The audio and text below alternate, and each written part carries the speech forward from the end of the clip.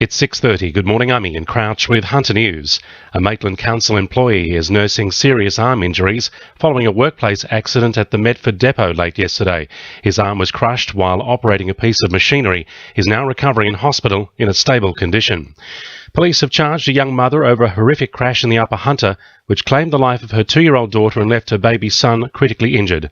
Newcastle local court has heard the 20-year-old was allegedly high on cannabis and fell asleep at the wheel when her car crashed off the New England Highway north of Willow Tree 2 weeks ago.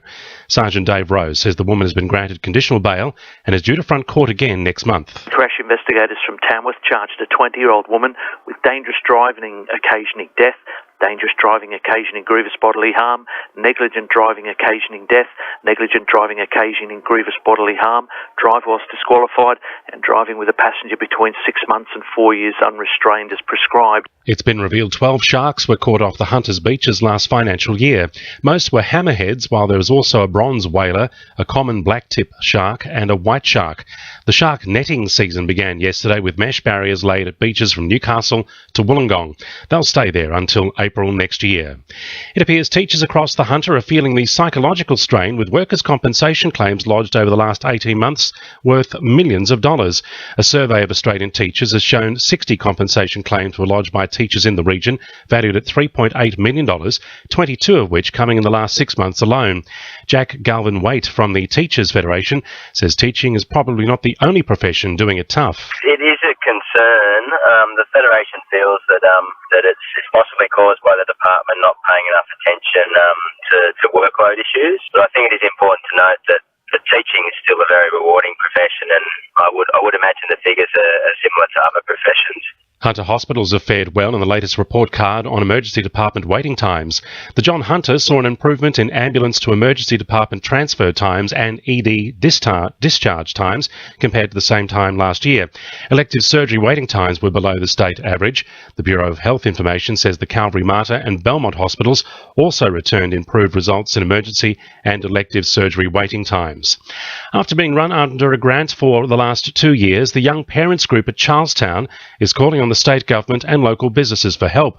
The support service, which assists parents under the age of 26, requires $41,000 to continue for another year.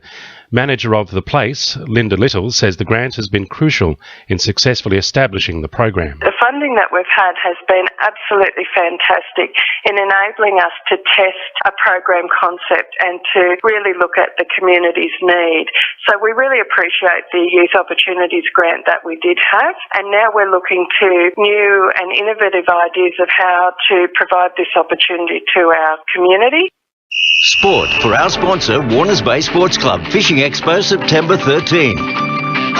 Knights caretaker coach Danny Badiris won't use the wooden spoon to stir players in training this week. He admits it may motivate players individually, but says it has no place in his training sessions. The 37-year-old says a win will come down to good planning. Putting the pressure on the players is probably not what I'm going to be doing about thinking about the result. It's about more the preparation, putting pressure on the preparation, and if they prepare well, we'll go down there, win a good headspace and be pretty confident what we've done the last few weeks. Meanwhile, Garth Brennan says he's ready to take up the role of head coach for Newcastle. He believes his understanding of the Knights' culture will be an asset if the club opts for a Panthers-style rebuild.